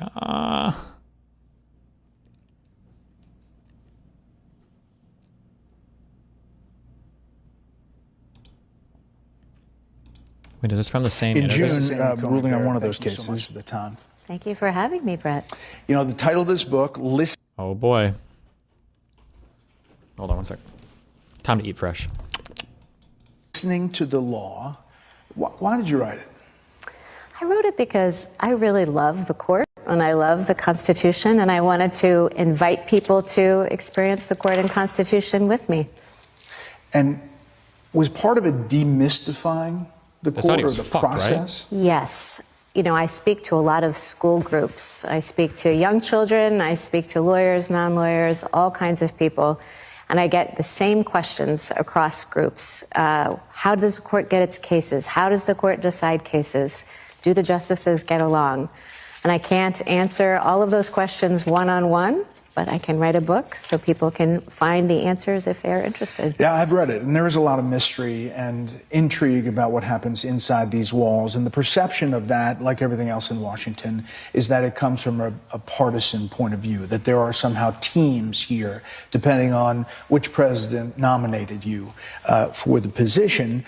But you write about things like the assigned seating in the court and what you wear when you go to the courtroom, and basically how the outside perception is not the inside reality. That's right. You know, we don't wear red and blue, we all wear black because judges are nonpartisan, and the idea is that we're all listening to the law, we're all trying to get it right. We're not playing for a team, we don't sit on specific sides of the bench, left and right. You know, we sit in order of seniority. And when you listen to the perception about how it's done, what is your thought about that? Well, there's a disconnect between what happens inside the court and what people think happens inside the court. I often ask new law clerks, what surprised you most when you started? And one of the most common answers is the difference between what's happening on the inside and what people think is happening on the inside. So, for example, in fact, the focus is always on these divisive cases and decisions, but there are a number of unanimous decisions that the media doesn't cover every year. I mean, we have 42% in this past term, 2024, 45% in 2023, 47% in 2022. You write, one who follows the court casually might be under the impression that practically every case is decided with the appointees of a Republican president on one side and the appointees of a Democratic president on the other. While that breakdown sometimes occurs, presenting it as the norm grossly distorts the court's work. That's absolutely right. You know, last year, I believe it was 6 cases, you know, roughly around 10% cases broke down by party of appointing president. That's a pretty small number given the overall number of cases that we're hearing. That said, the current perception, like I said, is that the left is saying this court is protecting President Trump and his effort to consolidate power. You can see that really from the recent headlines. There's a lot of them about that. The overwhelming evidence that the Supreme Court is on Donald Trump's team. New York Times, the Supreme Court is backing Trump's power grab. NBC, in rare interviews, federal judges criticize Supreme Court's handling of Trump cases. They say you're helping to certify this move towards authoritarianism. How do you respond to that? The court decides cases as they come. And one thing that I try to emphasize to students, and one thing I try to do in the book, is place the court in the context of history. We're not deciding cases just for today. And we're not deciding cases based on the president, as in the current occupant of the office. We're deciding... Is there anything interesting here, or is it just like, these are kind of like bog standard responses? Cases about the presidency. So we're taking each case and we're looking at the question of presidential power as it comes. And the cases that we decide today are going to matter 4 presidencies from now, 6 presidencies from now, and so on. Each of these cases that we're getting, you know, well, I mean, some of them overlap, but many present different constitutional issues. Mm-hmm. The right obviously looks at it completely differently, saying federal district judges around the country are overstepping. They're unelected, making sweeping decisions about a president's executive power. When you have to deal with those, it often comes in the emergency docket, which is something different that people don't fully get. Can you explain that? Sure. So the emergency docket, these are not cases that come up on our regular October term merits docket. Those cases are the ones that I primarily focus on in the book. There are about 60 of them. 2 terms. True. You think that and the 22nd Amendment says you can only run for office for 2 terms. True. You think that that's cut and dry? Well, that's what the amendment says, right? You know, after FDR had 4 terms, that's what that amendment says. Not asking how you think about an issue, but scheduling the tariff question. We think that would be in coming weeks? I don't think that has been scheduled yet. Specific. The president has to be at least 35 years old. But sometimes in the book, when I describe originalism, it's understood by those who ratified it when it became law. And for the folks who say, well, the founders were dealing with completely different problems back then. They were not contemplating what a country could look like decades later. How do you they want a living, breathing constitution that changes. How do you respond to that? You know, the genius of our Constitution, and I talk about this in the book when I describe originalism and describe our written Constitution, is that it's written at varying levels of generality. So sometimes it's very specific. The president has to be at least 35 years old. But sometimes it's very general. We're protected from unreasonable searches and seizures. We have freedom of speech. And to have freedom of speech doesn't mean that you have freedom only to pass out pamphlets in the town square. I mean, it means that you have freedom to be on broadcast news. Right, and the 22nd Amendment says you can only run for office for 2 terms. True. You think that that's cut and dry? Well, that's what the amendment says, right? You know, after FDR had 4 terms, that's what that amendment says. Not asking how you think about an issue, but scheduling the tariff question. We think that would be in coming weeks? I don't think that has been scheduled yet.